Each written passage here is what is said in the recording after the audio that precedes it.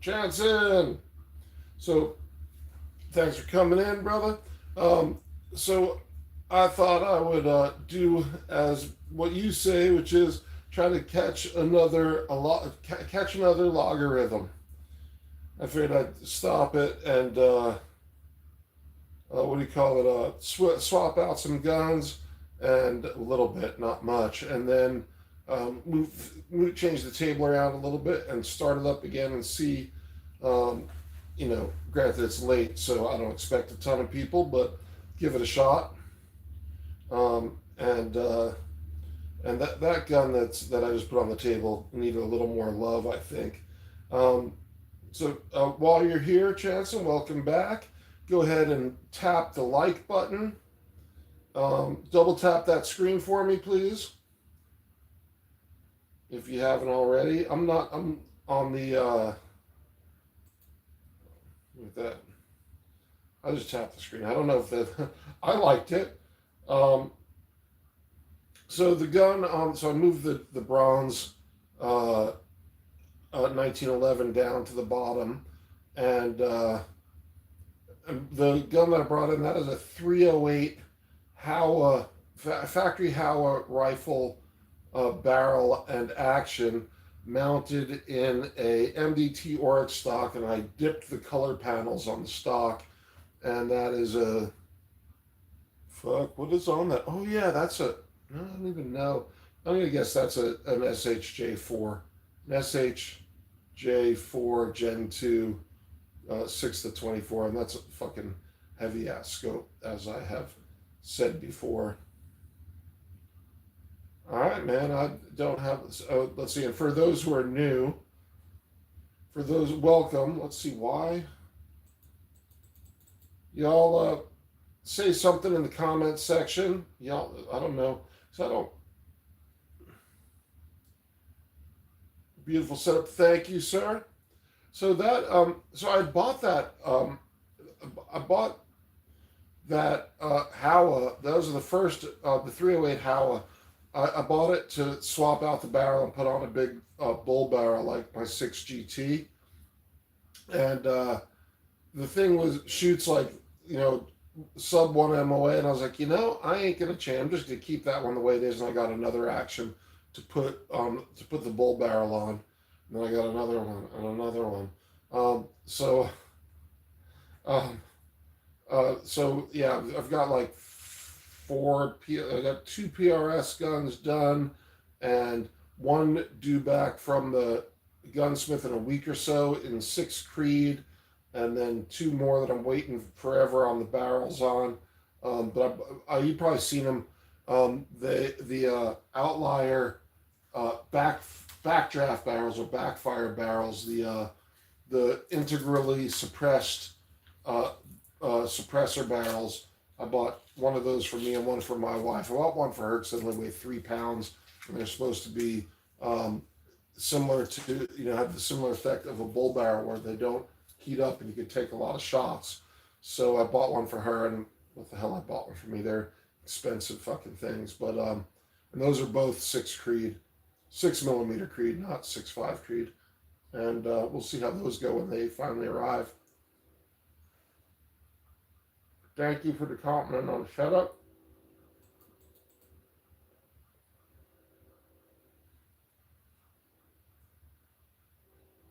13 watching. Maybe my thing's fucked up.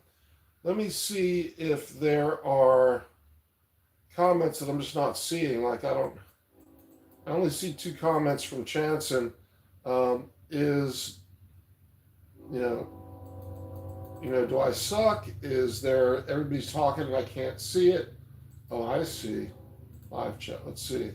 And now we have 2 comments in here. Look, if y'all are in here, you gotta type to me. You gotta 8 watching. Oh, Jansen, I'm back. Sorry, I had to message my mother back. Well, hey, family first and mom especially. You gotta show mom lots of love. Uh, so yeah, you never don't need to apologize for talking to your mom. Um, so Are you the only one commenting? Come on, y'all, talk to me. This is a team effort. Or I could just talk about the guns a little more. So on the left is a um, Browning BLR lever gun. It's a takedown lever gun. Just forward of the of the action, there's a lever, but not the action lever. But there's just like a lever. You just just pull it down, and the whole front end of the gun comes off, and you can stick it in a backpack. And from what I've heard, they're super accurate. Um, and even with the takedown function, but I'm not like I've never taken it down. I'm just not fucking with it.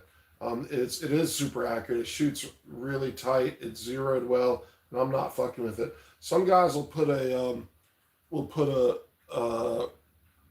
pick rail on the barrel and mount a scout scope on there, so that when you do take it down and put it back together, because the scope is on the barrel, it's always zeroed. But you can put that in a backpack real easy. And that's a cool thing about it. Chanson, let's see, bunch of people lurking. That 1911 is beautiful. Also, thank you. That is a Rock Island 1911. I think it's a A1 TAC or something like that. It's not the Ultra, but it does have a nice rear sight. Much better than the World War II GI, World War I, World War II GI sight. And it's got some dots on it. I think I don't freaking remember. But it is chambered at 45. It's a real sweet shooter.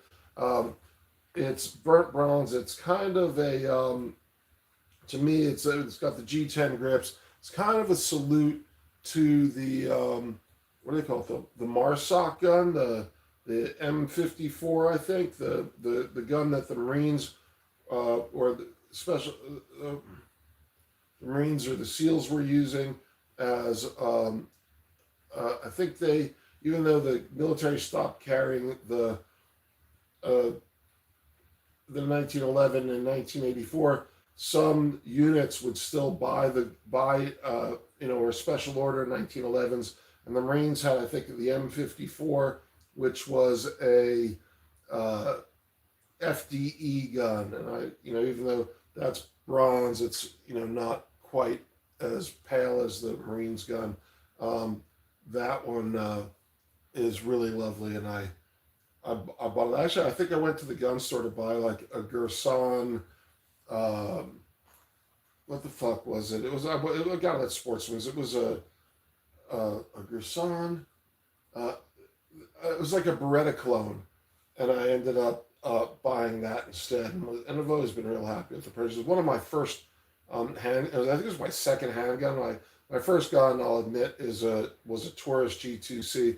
Bought for like $179 at Cabela's on Black Friday sale, and I never liked the gun, and it just had the worst trigger pull in the world. And I got like a short stroke trigger kit, installed it. That was death to do. It was really hard to install to do. Tons of little screws and shit, and it made the trigger better, but it was never great. And and that's what like I'm like a one and done guy. If I have a bad experience with a gun, I probably don't buy any more from that manufacturer, and that's why I don't have a lot of love for the Tauruses.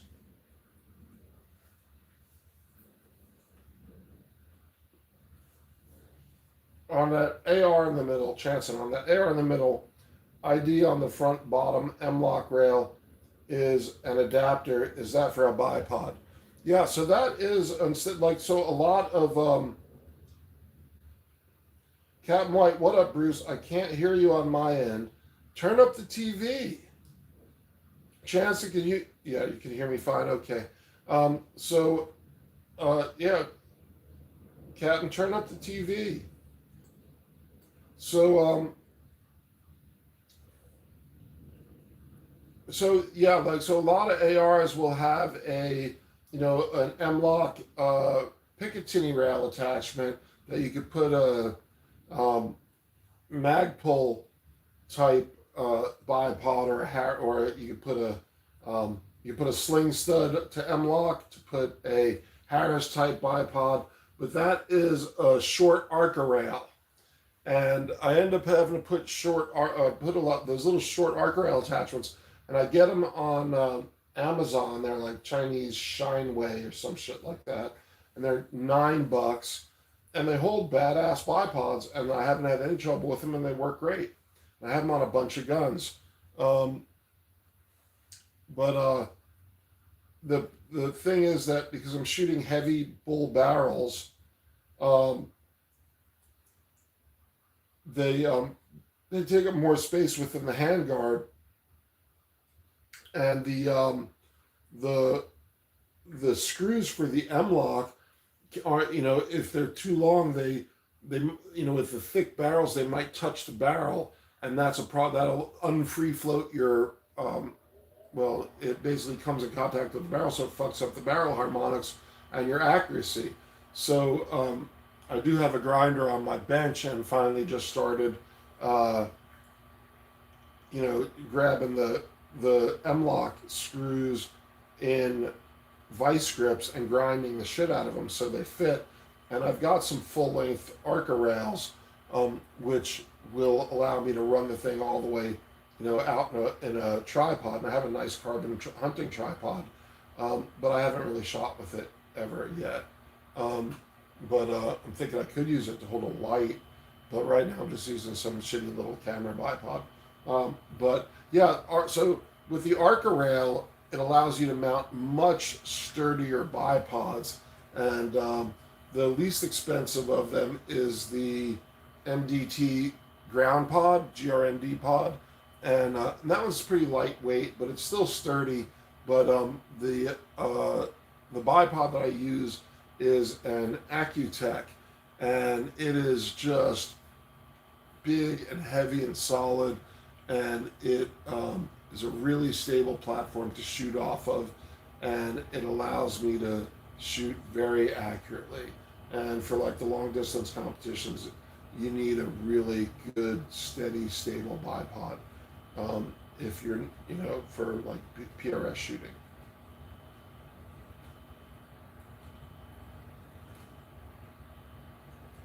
I haven't put it on the TV yet. Chanson, I've been wanting to take sandpaper and put in between the stock and barrel to make it more free floating because it's very close. Yeah, I disregard those. I cannot type tonight, dude. You have a pass to type the shittiest fucking comments in the world because of all the garbage typos I put on your lives forever, right? So, I mean, that's the whole reason I'm going live, is so I can talk and not the whole reason, but a big part is so I can talk and not type. Yeah, don't you worry about it. You're totally cool on that. So yeah, you just put a thin piece of paper in or a dollar bill and just see if you've got how much float you've got with the Axis stock. I think that Magpul stock might even be that I have on the gun that was out there, which was my wife's Axis Pro 2. I don't even know how free floated it is, to be honest. But I don't actually know how, like that Axis Pro is super accurate that she's got. And it groups super tight. Like, every time we shoot, it's like every time I put it on paper, it's like 3 shots touching, and so I don't know how, much better it has to get than that. Well, you're gonna have to talk to somebody better than me who knows more about how floated it needs to be. Sure, why not do a piece of sandpaper? Why not do it with sandpaper? Just hell, all the shit that we do and the time we spend working on these guns, make a little more room in there. I mean, when you get the stock off, I mean, it's like those things come with really beautiful, beautiful camo on the stock, but when you take it off and you look at it, it's not an expensive stock. It's still just injection plastic, and all those plastic stocks are basically fucking cheap as shit.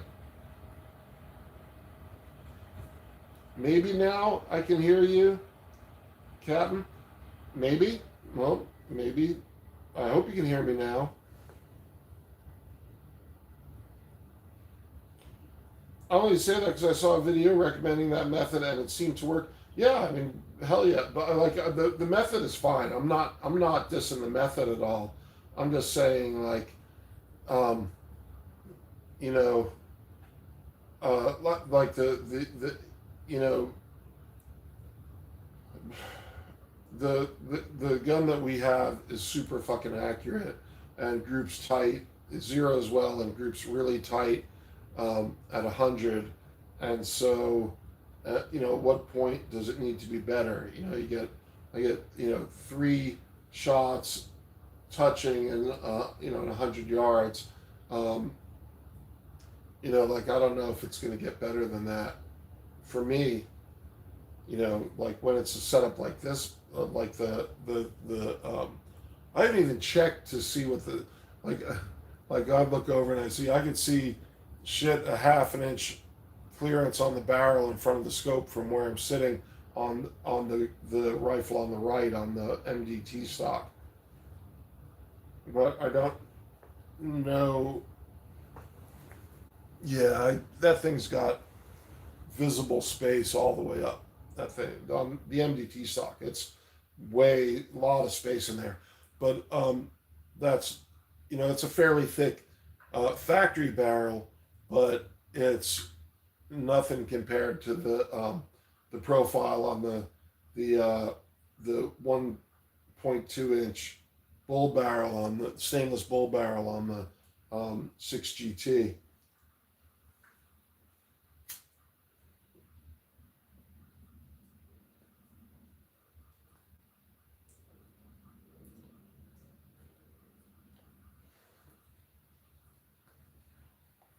Sorry, I'm relighting my cigar. Um, well, also, I mean, you also have to look at what your plan is for the rifle too, right? Because if you're planning on stand and shoot or using a backpack rest to shoot for deer hunting, it's a deer hunting rifle, and that's your main plan for it. You just got to get it out, get it on paper, and see how accurate it is. If you're not having accuracy issues, or it's within the realm of what you're planning on doing with the rifle, I mean, of course, you can always do more. Like nothing negative is going to happen if you sand away the stock where it's close to the barrel. And when you get the sandpaper out, if you're using 120 grit or something like that, you can see how much material it takes off and how long it's going to take you to do it. Because I imagine you don't want to spend a fucking lifetime at it. But if it works and it takes the thing down and you don't have to spend forever doing it, it creates a little more space in there. It's going to improve the harmonics, right? It's going to create more clearance on the barrel, so it can move when more freely when it shoots. So it's not going to hurt anything to do it, and if it's not a hard thing to do, then what the hell, do it, or get out and shoot it first.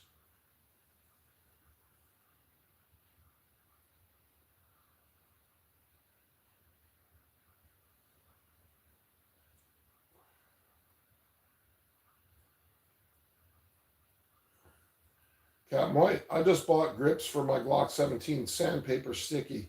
Well, that's fucking awesome. So are they like the stick-on Talon type grips? Like it looks like skateboard deck. I don't have my hands are very like I don't have sweaty hands, and I have stock grips on my Glock, and I shoot it in competition. I did put goon tape on the PDP, but just because it's like multicam, and I put some multicam sticker shit on the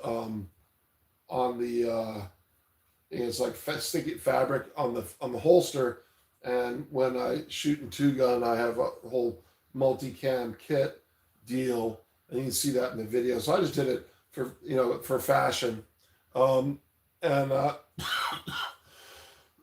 I didn't notice it, but I'm fine with the stock grips on pretty much all the guns.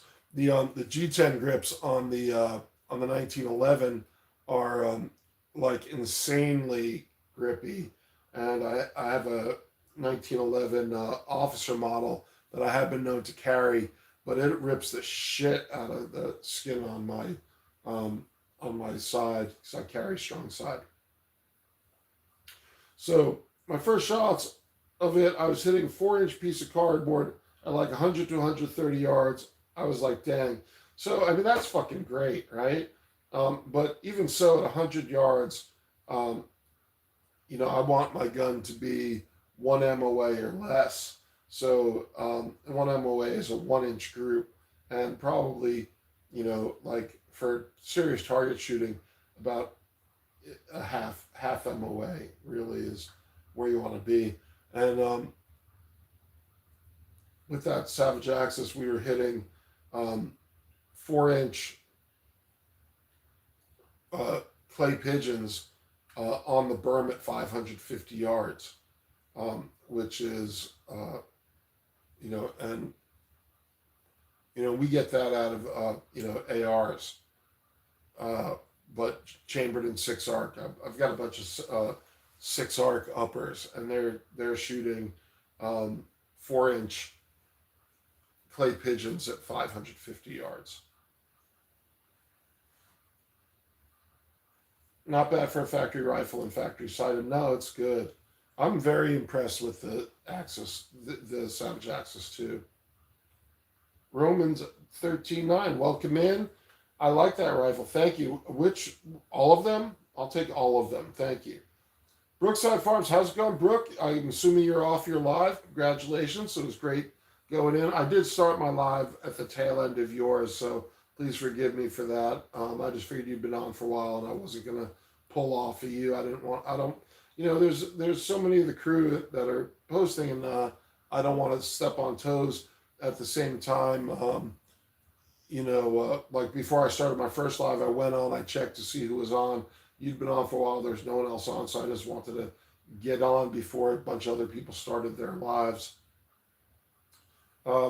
Brookside Farm, how's it going? It's going pretty good. It's going good. How you feeling after your live? I get shocked. It surprises the shit out of me how much doing the live will pull out of you. You wouldn't think it does, but I'm usually like exhausted after I do mine. Usually like in the last 2 or 3 that I've done. It's going good. Beautiful guns. Thank you. I'm going to go through them again and talk about them in just a minute. Captain White, yes. I'm thinking you're saying yes, you can hear me now. Captain White, also have conversion kit, upper barrel, and mags to make it shoot 22, which is awesome to conserve money for the Glock 17. Or are we talking about for an AR or for your Glock 17?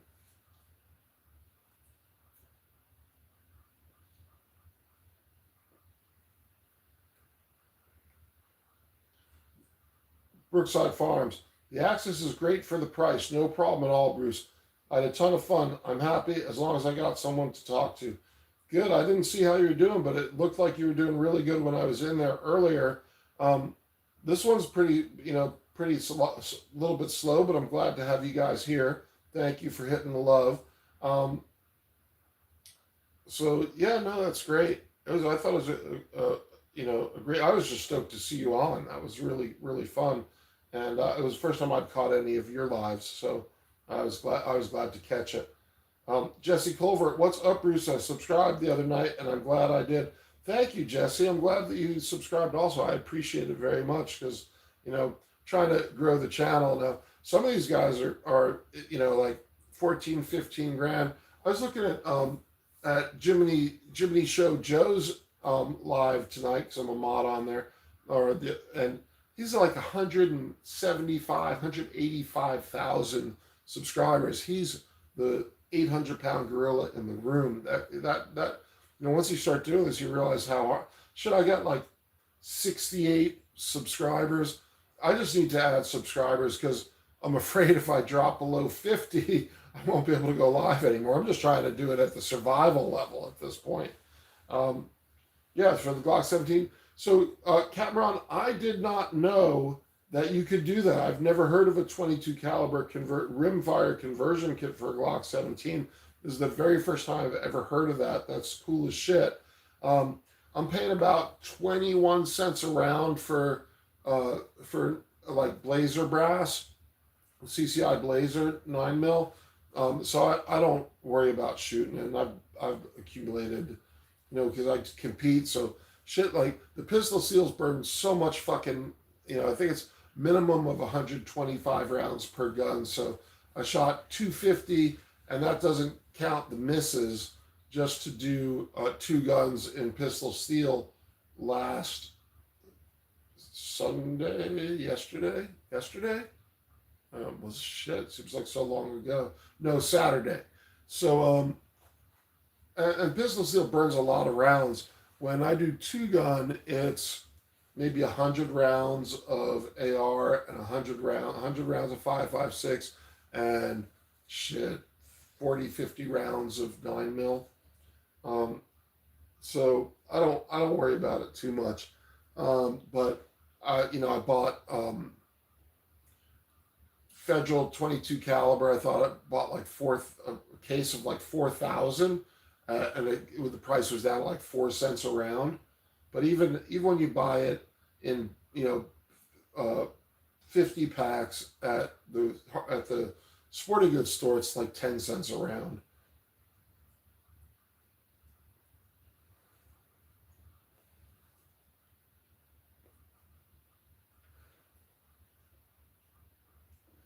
Brookside Farms was was my best live yet. Lots of people came by. That's awesome. I think for this one, it's getting a little bit late, so there's not as many people around to go on, or at least it's like pushing. It's 11:45 West Coast time, so that's like 2:45 East Coast time. So yeah, it's there's more people are sleeping. It is the week for weeknights. At my first competition, it seemed like I used just as much ammo with misses. Yeah, no, I feel that for sure. Um, was that a steel comp? So Jesse, how do you feel about 264 Win Mag? I'm considering building a long range rifle in 264. I know I could go with 6.5 PRC, but I'm the type to go against the grain, and I like to be different. So Jesse, I don't know shit about 264 Win Mag, like zero. So there's that. But I can tell you this: I have a 6.5 PRC, and it's a motherfucking it's a laser beam. It's such an accurate cartridge.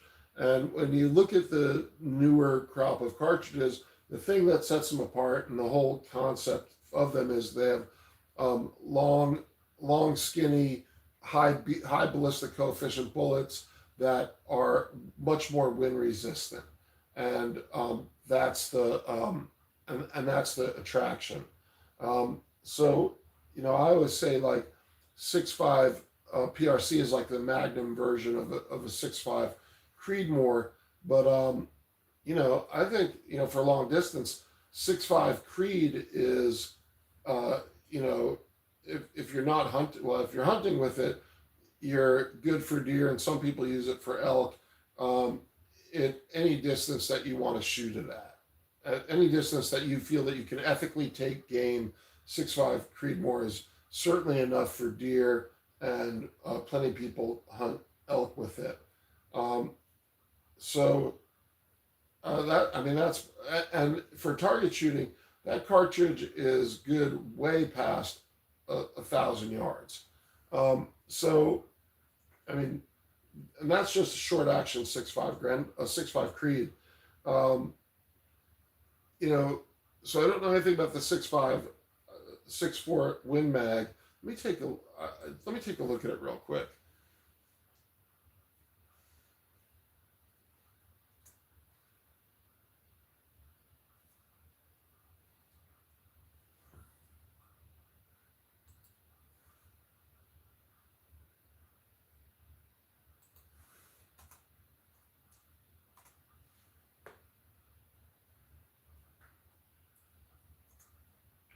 And I don't know if you guys can still hear me. Oh yeah, you can still hear me. I'm still, the mic's over there. 264 Winchester Magnum offers higher velocity and is better suited for long range shooting, while the 6.5 PRC provides a more efficient powder burn and is easier to handle, making a great choice for hunting. Well, it sounds like you're good either way. So 6.5 PRC's got a lot of cartridge availability. 6.5 Grendel is, 6.5 Creedmoor is, you know, like super popular right now, and you can get a million different loadings for it. If you're loading your own shit, doesn't matter. Do what you want. I am not an authority on anything, Jesse. I know a little bit about what I shoot, and you know, and I really am not the guy to talk to about any Magnum cartridges, because I'm a short action guy basically. I think I've the 6.5 PRC is a long action, but other than that, I don't know fucking anything. And you like to be different, so live it up. And you know what? You can get both. You can get you can get like I don't know, you know, like you know, you can barrel an action or rebarrel an action for a whole lot less than getting a gun, but you can get, you know, custom barrels for, you know, 450 ready to you know, chamber it however you want, ready to install on a gun. So you got a lot of options out there. You know, and if you don't like it, it's, you know, you don't have to buy a whole gun in 264. You can just buy a barrel and swap it out for whatever caliber fits your bolt face, and have a bunch of options. So Brookside Farm, I did PCSL 2-gun about a month ago for my first, and that's what I do. So that I do PCSL 2-gun, and absolutely freaking love it. It's the most fun. It is just like I'm head over heels for PCSL 2-gun. That's like the most fucking fun I've ever had with guns, and I love you know, like in our section, we can do it. You can do it as true 2-gun, or you could do it as AR only, and I mostly just do it as AR only because I have lots of opportunities to run my pistols, and not many opportunities to run my ARs. So yeah, I do it out here with a local group but it's PCSL, and it's fucking great. Captain White. Advantage Arms is the company that makes the conversion for a lot of pistols. Super cool. Check them out. Not expensive to get it shipped to my door. Beautiful. Congratulations. That's awesome. And I've never heard of it. Thank you for putting it in the chat. Captain White, would you rather have 6.5 Creedmoor or 308? Well, I have a lot of both is the answer. And I mean a stupid amount of both.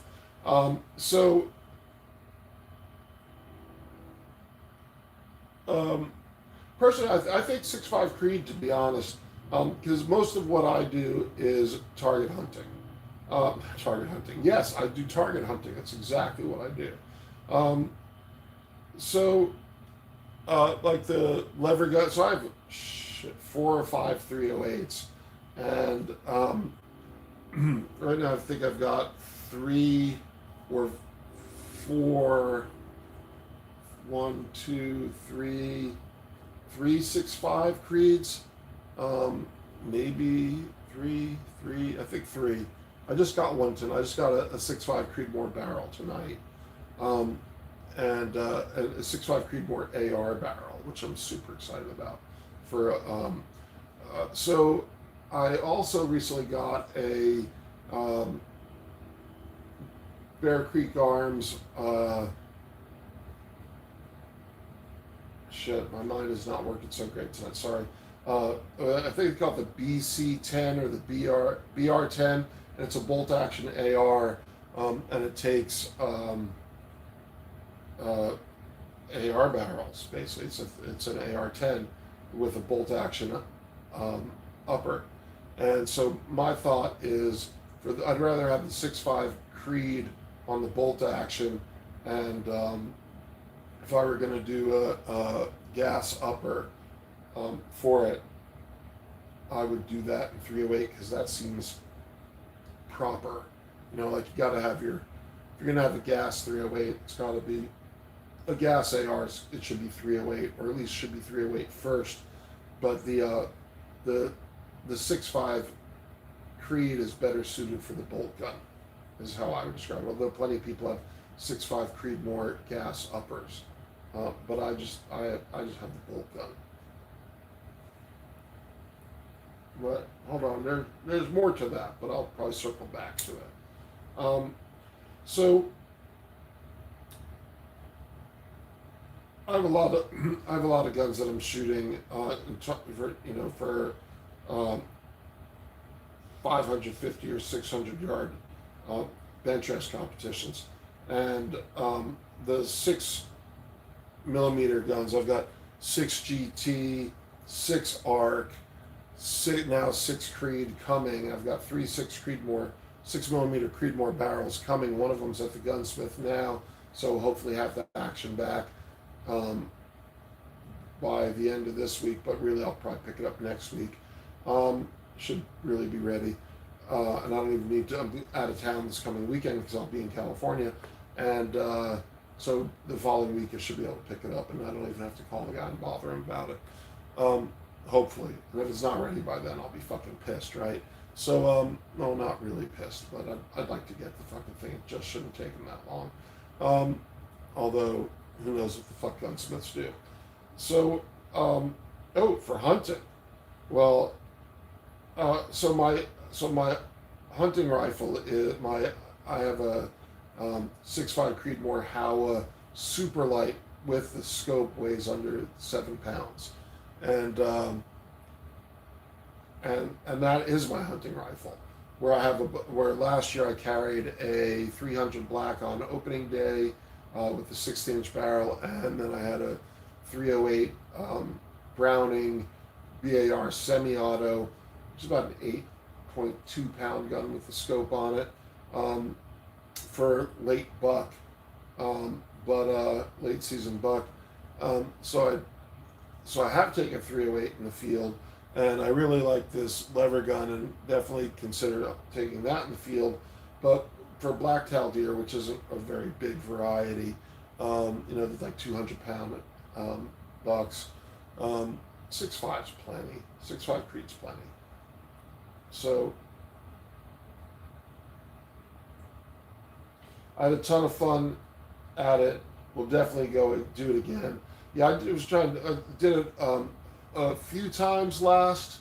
I did two gun a few times last spring and summer, and my wife came and did it, and she had fun with it. So, but our group is like on.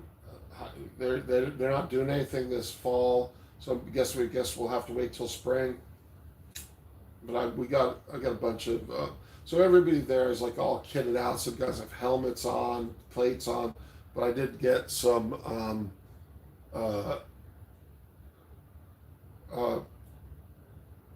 fed cam, some multi-cam kit, mostly because the pants have like knee pads and you got to drop to a knee and shoot sometimes, and I definitely wanted the knee pads because I don't appreciate busting my fucking knees on the ground. I'm old, so it ain't as easy as it used to be, or I don't enjoy it. Dropping to a knee quite as, it's a little slower for me. I thought the knee pads were a great idea.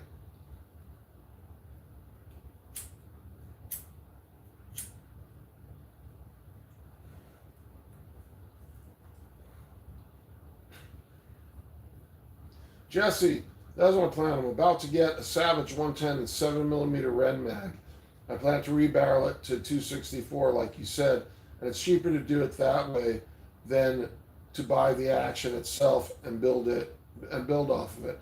Well, yeah, sure, especially if you like the stock that comes with it. But the Savage 110 is a great platform for barrel swaps, and you can get plenty of pre-fit barrels. I don't know if you can get a pre-fit in a 264. You might have to get like a custom pre-fit, but they're already barrel nut barrels, and they're easy to do at home if you have a barrel vise and a action wrench, and you know how to do the head spacing, and so which is pretty easy too. So yeah, you could totally do it. In fact, you could get a variety of different different uh, barrels, and have a barrel party. I think I saw 110s down at like under $600 when I was looking around last weekend on like Grab a Gun or uh, any of those sites. And I would, if you're not planning on using it for hunting season this year, then shit, Black Friday's right around the corner. Prices are already really low. I saw some really low prices at Labor Day, but I bought my 6.5, my X-Bolt 6.5 PRC, Browning X-Bolt, in a Black Friday sale for under $500. And so that's all I'd say is like find the like if you're planning on buying it from an online store, you can get those prices. Keep an eye on the prices and see how low they go coming into Black Friday. And well, it also depends on what kind of action you want. Because if you're happy with a factory Savage, like 110 action, it's probably uh, about the same price to buy a whole rifle than it is. Well, first of all, Savage doesn't sell the actions. You got to get the whole rifle, and I've done that. I bought a used Axis 243 for $269 on Gunbroker, and that thing's getting a bull barrel uh, when it ever shows up. But also Remington 700s I saw on sale for about 420 cheeseburgers and at Labor Day sale, and I'm wondering if that's going to go any lower. But you can get shit. You just for 420 Savage 700, excuse me, a Rem 700 action. Uh, that's kind of uh, the main action being used for all the PRS builds, and what I'm talking about. But I don't know if the brand new Remington 700 actions of the quality of the old ones, but I'm betting it's just fine. And when I saw it at 420, I was thinking about it, but I'm kind of long and deep in Howa actions.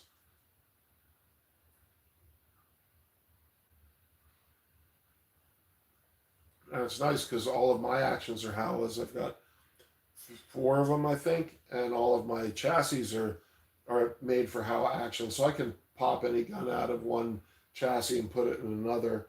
And so if I get a Rem 700, I'll have a chassis for it, but at that point, it'll just be dedicated to the one chassis that I bought for the Rem 7. I'm not switching all the way over because I've got, all these PRS builds up based on Howa actions, and I'm happy with them. So, but if you're talking about cheaper than buying an action, and you're talking about like a Defender or a Pine, what's that one? Pine, or like these high end actions are 1,000. I think I've seen nice actions starting at about 700. So, but yeah, uh, uh, Savage 110 is just fine. I've seen a guy doing very well in bench rest with Savage action, and I think it's a 6BR cartridge, and he bolts it into a bench rest gun. He's got the whole bench rest slide setup. He pops it out of that and puts it in a PRS chassis and shoots it that way. So but my point being, like at the local club level, there's a buddy of mine shooting a Savage 110 at very high levels. Um, and I think he was in state, but I didn't see they have a state um, uh, match 2 weekends ago, but I didn't see the results because I don't care that much. Captain White, thank you for your knowledge. I'm happy to share what little bit I can help with. Um, Jesse, I wish my fiance would do stuff like that with me. You're a lucky man, Bruce. Yes, I am a very fortunate man. My wife's actually very enthusiastic about shooting. Um, she doesn't go with me all the time. I'm doing way more than she is, but she will come out and shoot with me. What I have found, what is very effective is bribery. So my wife had a lot of resistance to shooting at two gun, and the reason why is because it's all dudes and it's a lot of testosterone. Everyone's wearing kit, they're wearing plates, they're wearing helmets, and I bribed her by buying her purple camo pants and a purple camo hat, and her AR is all purpled out, and so you got 65 dudes, and I'm older, I'm like 61. Um, I'm older, so and she's in her mid 50s. So you got 63 dudes in full on camo kit and plates and helmets, and a mid 50-year-old woman with purple camo and a purple AR. But it got her there, and it got her doing it. She's willing to do it again, and she had fun. But she's also, but for her, she's a little shy, and it's hard to overcome. And I buy her nice guns, and she likes shooting them. So that's my answer is bribe her. Buy her shit that she likes under the condition that she comes out shooting it. Now chicks will often welch on deals. I'm sorry, but you got a better shot with bribery. Is my 2 cents.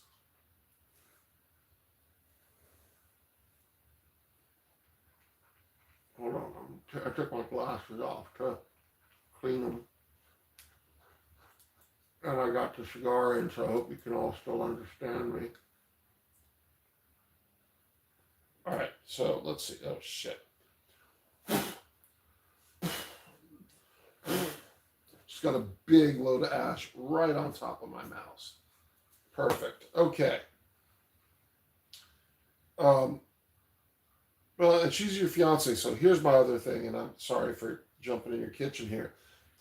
Anything that you want in your marriage, you got to get before your wedding day. You have to have it all lined up because once you're married, you got no more bargaining chips left. So whatever it is, whether it's shooting or your weird kinky sex things or whatever the fuck it is, you got to get it all in the deal before you tie the knot. So whatever the fuck it is that's important to you, you got to get her on board before you get married.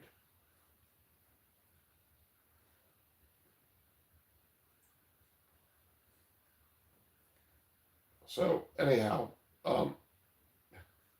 but there's a lot of things that go into a relationship that aren't necessarily your partner doing all the things you love, but hopefully they do some of the things you love, or you got a strong basis for stuff. But because it doesn't, it's not, there's things that are a higher priority in life than shooting. I know that don't. Oh, sorry I said that. Y'all don't crucify me. Um, so Brookie, man, the bar is sweet. Deer rifle. I got a Remington 7400, Remington 700, 8 foot 270. Oh, 708, 270. But wish I had a bar. Well, I don't know because my bar is shooting at about 1.2 MOA, 1.5 MOA. What the fuck is that thing shooting? It's not shooting that accurate. It's not shooting 1 MOA. And Browning, much to my chagrin, like my first Browning was the bar, and then I got the 6.5 PRC, and I hadn't really worked with the bar that much. And the 6.5 PRC is an absolute fucking laser beam. But I got the Target Max, Browning X-Bolt Target Max, and the thing's shooting like barely under 1 MOA. Like it's shooting 1.2 MOA. And then I call Browning, and they're like, they only have a 1.5 MOA on guarantee on the barrel. I'm like, what the fuck is that on a target rifle? Give me a motherfucking break. Pardon my French. So anyhow, so I'm not as stoked with Browning at the moment. But this lever gun is shooting sub 1 MOA and can't even mount a you can't even mount a it doesn't have a sling stud. So I probably could mount one somewhere, but but the way it is, it doesn't I have to shoot it off a bag, and it's below 1 MOA, but the bar isn't. So for me, I'm a little frustrated by that. Now they're never known for that, but the bar is so they started coming out with them in 1964, and they make it in at least 10 calibers, but they 9 of the calibers are 4-round trap door hunting rifles, and this one, the 308 detachable box mag BAR, if you look at it, it's really not the same action as all the other bars. It's the FNAR rebranded, which is pretty epic, really. But I'm fucking pissed because it's not shooting sub 1 MOA, which makes it not super useful for me. But it's a little bit heavy. It's kind of a pig, but it's still it's just devastating amount of firepower. It is a semi-automatic 308, as they say, multi-roll finger, rabbit ear fingers in the air, multi-roll hunter. So it's pretty epic, for what it is, and it's not as accurate as I would like, but the fucking thing shoots like 2-foot fireballs out the front. It's just a devastating amount of firepower. In a pretty good package, actually, because it's 16-inch barrel, and it is pretty agile. It's pretty well balanced. It's a nice gun, and I appreciate you liking it. I appreciate you digging it. And I'm frustrated by it that it's not more accurate, and Browning ain't gonna do anything about it. And they don't fucking care. But yeah, it's a very cool setup. It's fucking they're proud of that gun. That's like 13.50, 13 and a half cheeseburgers. But it's also, because I live in Washington, it's one of like a very small handful of guns that have that kind of firepower. You can buy a Mini 14 if it doesn't have a flash hider. You can buy that gun. There's a few other Legend Arms, Legacy Arms has a couple of other semi-auto 308 hunting rifles that you could probably get transferred, but you can't get anything with a pistol grip or a flash hider or a collapsible stock in Washington in the semi-automatic format. So it's one of very few you can buy. And for a while there, I was like, I wanted to get everything that you could get that was semi-automatic. So I got the bar, and it's pretty fucking cool gun, even if it's, but it just isn't, it needs to be, to me, it needs to be more accurate for a hunting rifle. I want my hunting rifle shooting sub 1 MOA, even though I'm not likely to take, I did hunt clear cuts last year with the bar, but at the time I didn't know how accurate it wasn't, and I wouldn't take it back out for that. Like, for long distance hunting, I would just take the 6.5 PRC because it's fucking epic. The X-Bolt. Captain White, thumbs up. Jesse Covert, I found the Savage 110 for $479.99 online at Sportsman's That is a fucking screaming deal. That is a Jesse. That is a screaming deal. I hope you're still in here, and thank you for sharing that. I might be looking at. So is that like a clearance or an orange tag or, um, I ain't gonna. I'm not buying it, but I'd think about buying it.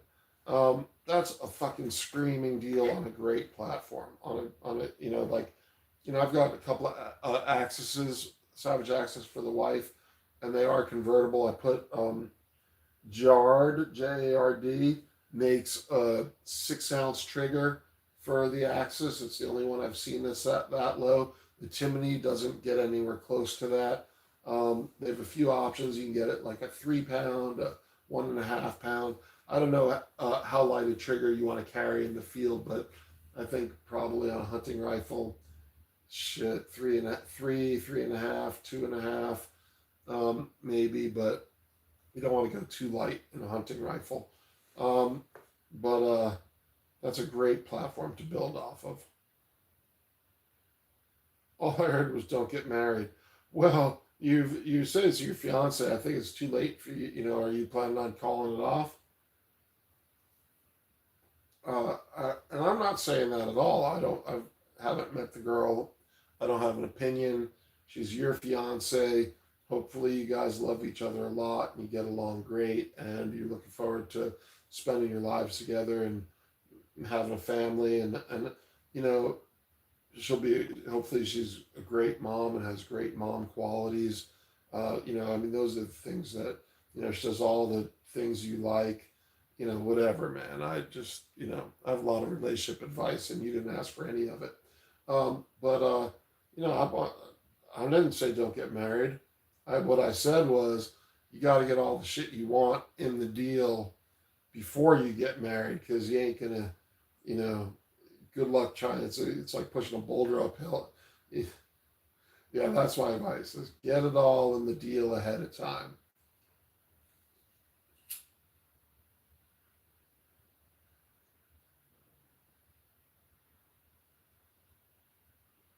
Sorry, I'm relighting my cigar.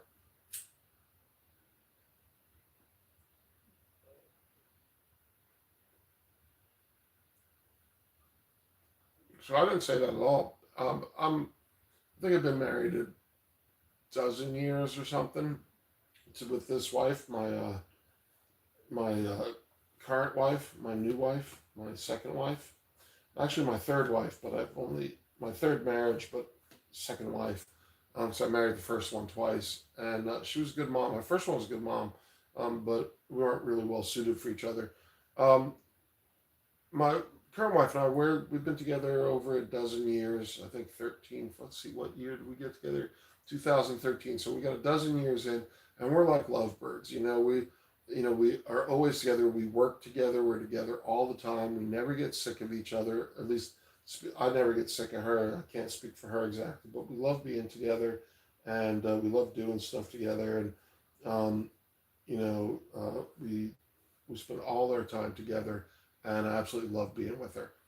And we're like little lovebirds, and I love that she loves doing stuff with me. Um, but she's a small woman. She gets cold easy. She won't shoot with me in the winter. Um, that's fine. But she does. She does come out and do stuff. And I can't speak to you or your dynamic, but I'm not saying don't get married. I'm because uh, I I don't. Depending, like after my divorce to my daughter's mom, I thought I was completely done with the institution. It took about 5 years to meet this woman and fall deeply in love, and um, but I am married again, and I never thought I'd be married again. Um, and I was anyhow. So yeah, I'm not saying don't get married. I'm saying it's important to marry the right person, and yeah, whatever. You didn't ask. Sorry. It's on sale right now. They have them for pickup at the store at the moment. I live in Tennessee, so it might be a different state to state. Well, the prices are national, so that part is not a thing. And like if they have it, it might be an in store only. That's true. Where it's just that in store at your store. But yeah, fuck yeah, get it. It's a gun you plan on getting. That's a great price. It ain't gonna get, like Sportsman's did not have shit for Black Friday sale last year, and they advertised it well in advance. And the only thing they had was like Weatherby Vanguards in the range of what I was looking for. And they had Weatherby Vanguards at sub $500, which would have worked great for me um, because uh, that's a Howa action also. But I ended up getting I think I was all set. I was all lined up on a Vanguard for low, mid fours, and I found the 6.5 PRC and from Browning X Bolt 6.5 PRC, and I don't regret it because that's a beautiful gun. The action's smooth, the thing's epic. But I bought a couple of Axuses this year, both an older used one and the recent Axis Pro, 2 Pro, and I'm very happy with them. The thing that has been the bitch with the Axis is my wife's a lefty, and finding a chassis for a left-handed Axis is I think I found one, and it was a Savage uh, dedicated uh, MDT Oryx chassis, but it looks different than that Oryx chassis because they came out with it for the Savage, whatever their frickin' long distance gun is, whatever their chassis gun they sold is, and then the chassis became available otherwise. But lefty is the problem that I had, but there's more Axis chassis available for right-handed, but there's a ton of chassis available for the 110, or perhaps not a ton, but a lot more. Um, so that's your most recent thing. The nice thing about Tennessee and fucking every other state is you can go to your gun store and even if they make you do an FFL check, they'll still hand you the box over the counter and you'll be out of there in 30, 40 minutes. And in Washington, our fucking shitty gun law state, they made a law you can't get anything without a 2-week wait anymore. So you can't get shotguns um, or bolt actions over the counter anymore, which is fucking ass if you ask me. Because you never heard of anybody doing any, like, people don't do, well, maybe with shotties, but they don't do fucked up shit with bolt actions. Knock on wood, I hope.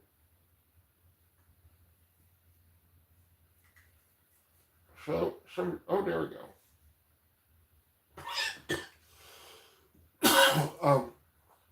What chassis should I go with? I'm a poor man, so something relatively on the cheaper side, but still decently made. So I haven't seen hardly any chassis under $400. The Savage Oryx chassis is I keep saying the right, like they say, don't say, talk about money, they talk about cheeseburgers. The Oryx chassis, I think, retails at $419, and I grab them off Optics Planet when they're 15% off. So I get them for mid threes, but I'm not even telling you to get a chassis because if it's if you're doing, so it depends on the barrel you're swapping to, because you can go on the Savage website, or just call Savage and ask them, because they actually answer the phone. They've got good tech support. You can ask them what size barrel contour their stock chassis will accommodate, and they'll tell you. So depending on the gun you buy, you may be able to get like like a medium Palma, I think, is what the Axis chassis fits, and that might be enough for what you want to do. if this is going to be a hunting rifle, you don't want to go heavy, and you don't want to put a big heavy barrel in it because you ain't going to want to carry a 15-pound rifle in the woods. You know, that's just the reality of it. If it's a target gun, then you get a what do you call it, like a heavy Palma or a MTU barrel, or if you want to go, if you're serious long distance, bench rest, or, like PRS, you don't care. So I've got a gun just like this 308 with a 30-inch Schillen bull barrel, and it's in one of my more recent videos, or my most recent video. And that gun weighs 17 pounds. So, but it's in the Oryx chassis, which will accommodate it. But the Oryx chassis is about as cheap as they get. And it depends on the platform. Sharps Brothers has a chassis for the Ruger American, and it's in the threes, I think, mid to high threes. But it all depends on what you can find, and I don't know if they do it for the Savage or not, because I bought it for a Ruger and ended up returning it. And that's a whole other story that I'll launch into if you are interested. So let me see. I'm going with the bull barrel. Will definitely be a target rifle. Okay, well, hold on. Yeah, that tastes good. So I have I carry a G Glock 48 and with a Hogue grip on it. And I just reached in and noticed that the Hogue grip had rotated, so I was twisting it around off camera because you can't see what the fuck I'm doing. But that's what my hands were doing. So now I understand that caliber is a reasonable 264 Winchester Magnum, offers high velocity, better suited for long range shooting, more efficient powder burn. Yeah, so I've never heard of anybody shooting a 264 on a target rifle, and definitely not a Magnum. And the big reason for that is that like a lot of guys are shooting, and include myself included, like the other. So I've shot that 308 in competition. Didn't do particularly well, but that was because there was a ton of mirage that day and I couldn't fucking see. But and I wasn't not. And somebody told me afterwards, "Oh, just back out your scope and it'll cancel the mirage." And I was like, "Fucking why nobody said that to me 2 minutes?" Like during the competition, it would have been an easy fix, but I just didn't know. So the thing about putting a bull barrel for a target rifle is 6GT, which is a short action cartridge and is a relatively mild cartridge. I can watch my shots through the scope, or even if it comes off target, it settles down fast enough where I'm back on target and I can, at 600 yards, I can see it hit the target. And that's a big plus. So, with a heavy caliber, you have to reacquire, and it's just a harder situation. So the 6BR, there's a ton of 6BR variants, 6BRA, BRX, and that's your ultimate. That's a bench rest. That's one of the ultimate target calibers, but they don't. They take ass magazines with spacers. So they came out with the 6-dasher, which feeds better, but it's not as. It still has some loading problems. So they came out with the 6GT, which is a perfectly suited length short action cartridge that feeds really well, and so that works really good, and that's why I bought it, and a lot of hype around it. But I'm very happy with the 6GT as a target round, and I can see my shots hit the target. You can.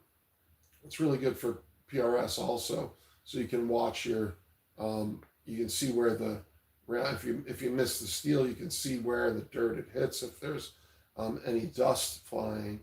But even let's see, what 6 Creedmoor, I just got a few barrels chambered in 6 Creed.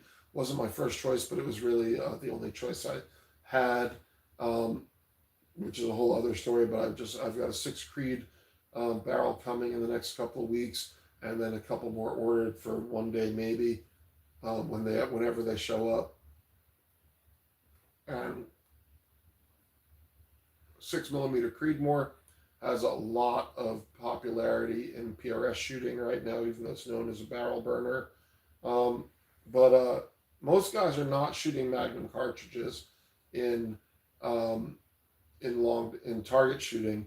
6.5. So I have and it's on the channel. I've got some videos of it. I've got a 6.5 Ruger American Hunter, and that's a 9.5 pound gun before the scope goes on it. And that thing, I'm planning on shooting that to 1,000. It's just the guys in the 1,000-yard competition is just like, hey, make sure that thing's supersonic. And I know 6GT is supersonic at 1,000, but everybody knows that 6.5 Creedmoor is. So it'll just be an easier choice for the 1,000-yard competition. And I don't know how far you want. How far you plan on shooting it at? Because there's a video out of a guy hitting a fire extinguisher at a mile with a 308. So I don't know how far you want to go, but at some point, there might be other cartridges, and 6.5 PRC included, that have good ballistics coefficient that are going to be more stable and wind resistant at seriously long distances. I think 6.5 Creed is a good 6.5 PRC is a good candidate for miles for a mile. But there's guys shooting 2,000 yards, 2 miles. I don't know. And I just haven't pursued it enough to, like, I'm doing it incrementally right now. I'm shooting 600 with my eye on 1,000 and possibly an eye on a mile later on. But I'm not, accumulating a bunch of information about that right now. 1,000 yards for sure. But yeah, you can do 1,000 yards with a 6.5 Creedmoor short action cartridge. So, it's okay with me if you shoot the Magnum. I just, think you might be overpowering it a bit, which just makes the target shooting part of it, not your terminal performance, but the whole part of the whole action of the shooting, being on target and sighting your target and reacquiring. You're just making all that part harder. The 6GT is sweet. I've thought about that also. My buddy has one and can stack bullets on top of one another. Yeah, it's, I'm super happy with the 6GT. The barrel that I just had done in 6 Creed could have easily been a 6GT. I like it a lot. But yeah, I have 6GT and very enthusiastic about it. And I think you're good too. Right. I think you're good to 1,000 yards with a 6GT. It's on paper it's supersonic to it. I haven't started reloading it, but I don't think it'd be a problem to reload it a little hot for 1,000. Right now, my thought about reloading it is to, not load it hot, but load it. What's the lightest load I can get and have it be stable at 600, so that I have less recoil. But I don't know yet, and that's just a thought process. I haven't run that by anybody who knows better than me yet.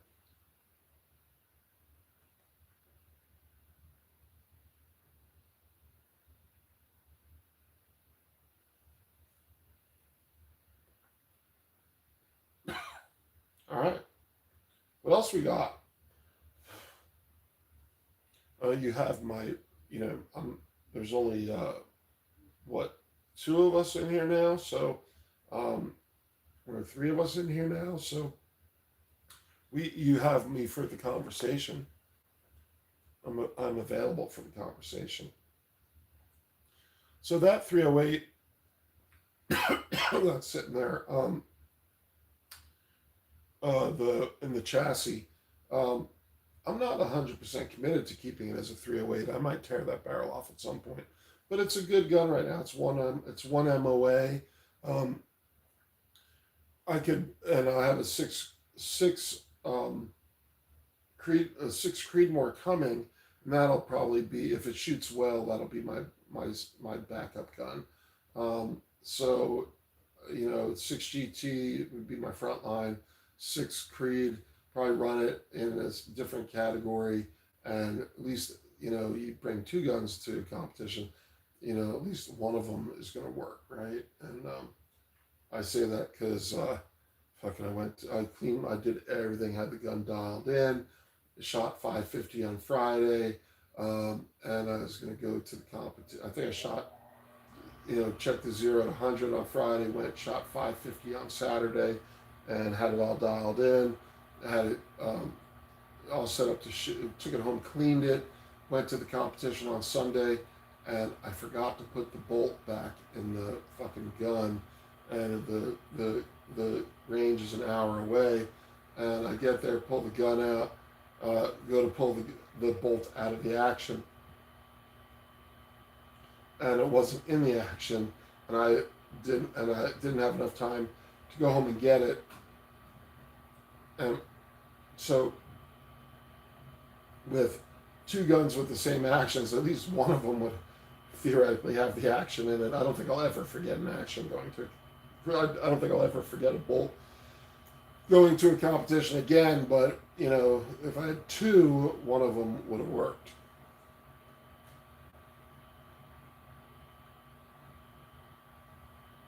And the only thing that made me feel a little better is the guys at the competition are like, "Yep, we've all done that one before," and I was like, "Okay, I feel a little better." But everyone, but like the old dudes who were there, who are like the everybody's mentor, it was like, "Yep, I've done it myself," so I didn't feel as bad.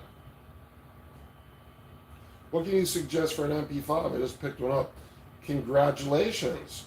I literally know nothing about HKs, and it's fucking awesome. But I've only heard the most amazing shit about MP5s. So congratulations on getting one. I don't know anything about the platform. What kind of suggestions were you even looking for? On the outside, like I don't know. I don't know anything about the platform. I know a little bit about 9mm. I know a little bit about cans. What is it that you're? What is it? Thank you for asking. What is it more specifically that you're asking about? Chances are I'm not going to be super helpful.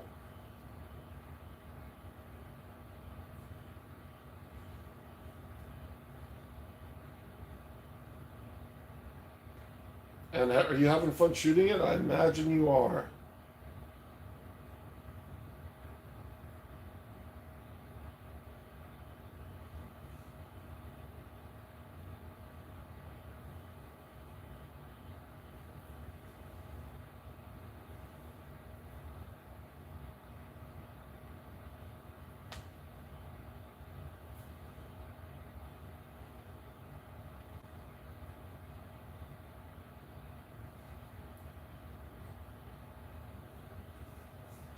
What type of suppressors would work for it? It's a 9mm, and yes, it's a blast. Even my fiance likes it, surprisingly. I'm not surprised. I mean, my wife has not an AR9, and she loves it. And she has her own can. She actually went and did.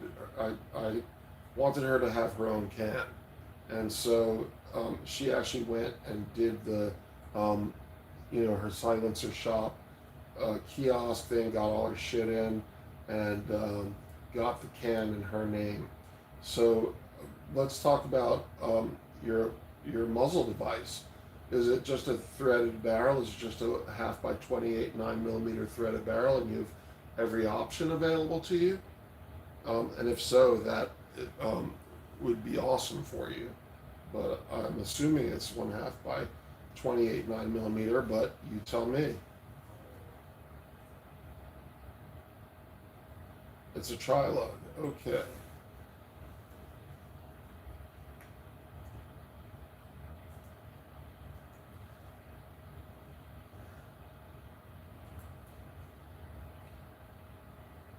So you got the service in silencer shop.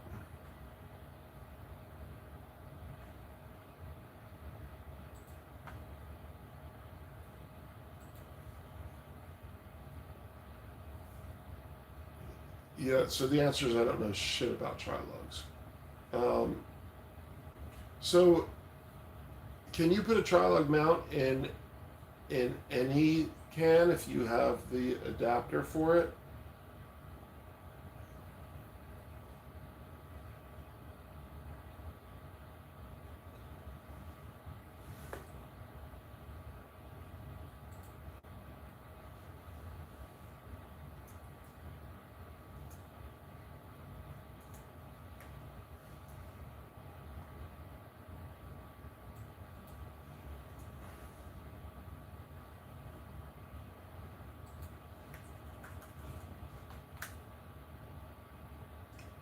You got a dead air 3. Let's see. Modern business compressors allow for trilug attachments, including the dead air 3 lug adapter, other adapters. So,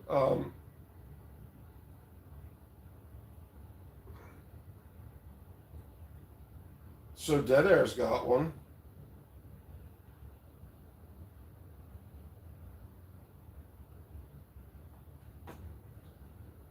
What? Shit. I'm sorry. So if you can fit any, if the trilug adapter will fit in pretty much any can that's if all the cans can fit a trilug, then you've got everything available. What are you looking at? What can have you looked at any cans? So I have. I'll tell you what I have. How's that? That can be helpful. So can you go like trilug 2 hub? Let me check on that.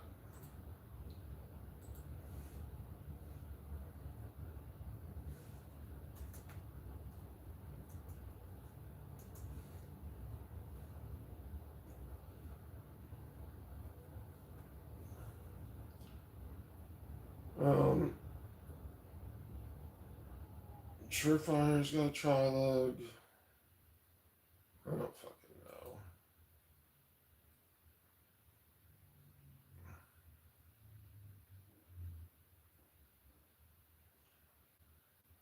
You just go online and you'll find out. I'm not going to be any help for you here because I don't know anything about trilogs.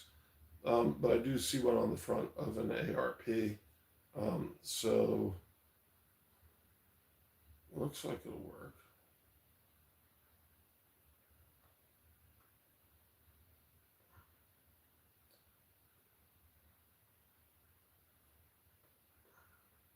Yeah, I don't know, man. I'm sorry. I'm not. Um, so if you can fit any can, to it as long as you have the adapter. Oh, so is the Dead Air Wolfman, because that's the one I was leaning towards. But yes, any suggestions would be helpful. So I'm assuming the Wolfman is a 9 millimeter can. I've got a Dead Air Sandman, which is a 30 caliber can, and I bought it for 300 blackout, but I pretty much it lives on my 223 or my 556. So if you got the one, so you've already got the mount there, and there is a dead air trilug adapter, and so if the Wolfman's a 9 millimeter can, then you're good there. The only thing I can tell you that and I don't know about that can specifically, my Sandman's kind of heavy, and so a short pistol caliber carbine type thing, it's not really an issue because the thing's short and the weight's right there in your hands. But I have a few JK cans. Um, so the 155 Versa X, and it's a really lightweight can. So and it's 9 millimeter, and with the 1/2 by 28, I have the 1/2 by 28 on a variety of guns, or the 1/2 by 28 hub adapter, and it just screws on and off that, and it so I can put it on the hunting rifle, I can put it on the AR-9, and put it on fucking anything. But it's lightweight, and so I don't mind it on the end of a hunting rifle barrel. Um, but I've had that set up, but I took it off. I find muzzle brakes reduce the recoil just as much as the can does, although it has a different feel to it. The can's a softer feel. But yeah, you can, if you get the Wolfman, you can probably use a variety of different adapters to run it on a bunch of different guns. And that's about all I got for you. Super happy with the dead air, the quality of the dead air can. It's just a little heavy.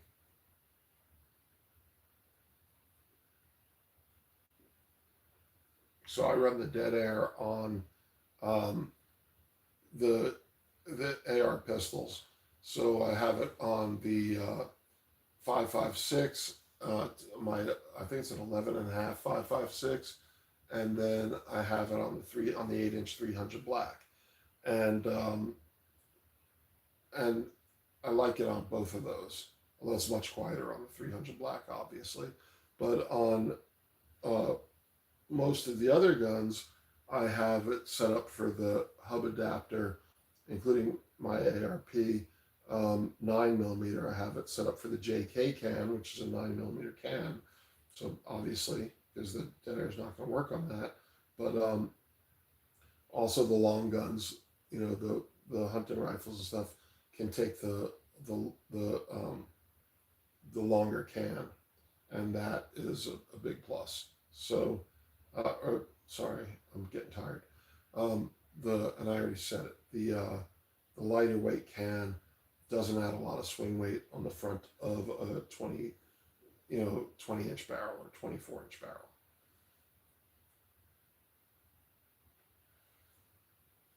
But the thing to know is that, and it's probably not that much of an issue for a 9 millimeter subgun, is that the can is going to change your point of impact. So when you put the can, so if you have your gun zeroed, and your gun should be zeroed to the gun, not the can,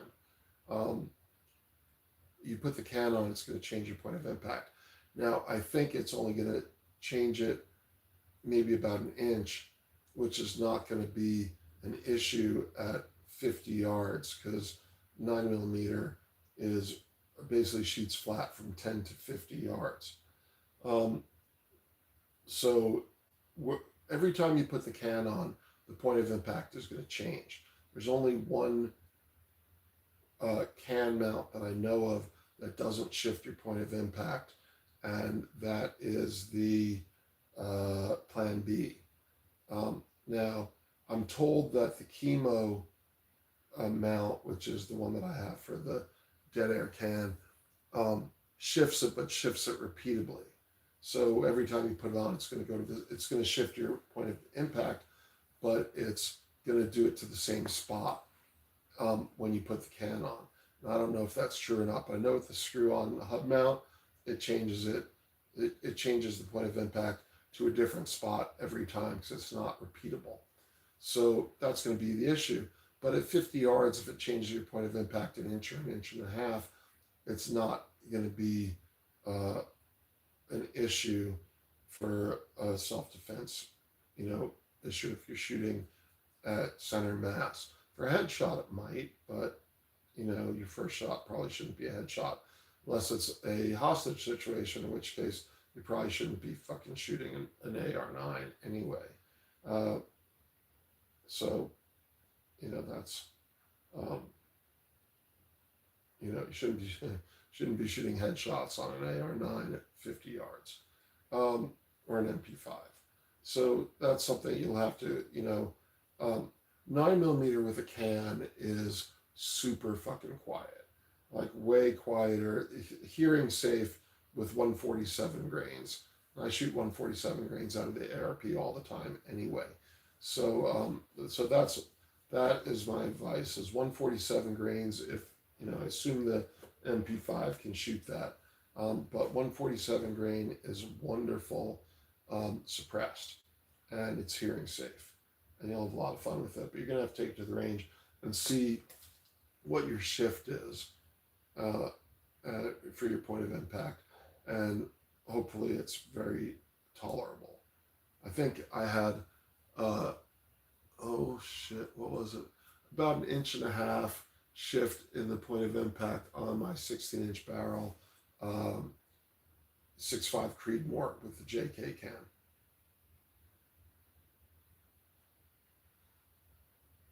Which made it not acceptable for hunting, because in order to, you'd have to zero it. So you could take it to the range day before, like the day before opening day, zero it and keep the can on it, and then, you would have a dependable zero with the can on it. But you can't take the can off because your point of impact is going to change. So for me, it was too much fucking hassle, and I put a muzzle brake on the gun, and it's fine. But had I known that, because I bought that gun with the 16-inch barrel to put the can on it, and if I'd known I wasn't going to use the can, I'd have bought it with the 20-inch barrel to, to get the extra, velocity. So, yeah, kind of. My Woods gun is a 16-inch 6.5 Creedmoor, and had I known I wasn't going to use it with with a um, with the can, I'd have bought it with a 20-inch barrel. It was like the same price.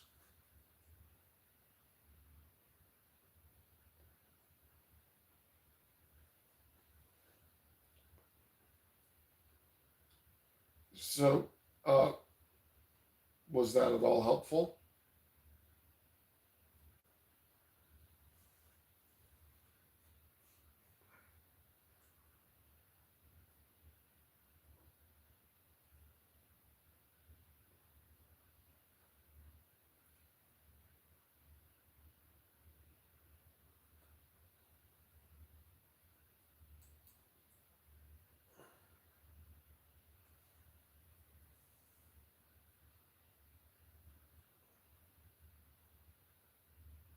Oh, Brooke went live again. It looks like. All right. Well, I'm going to wrap it up. So, anything else we want to talk about before I jump out? All right, let's wrap it up. Thank you very much for watching and for being here.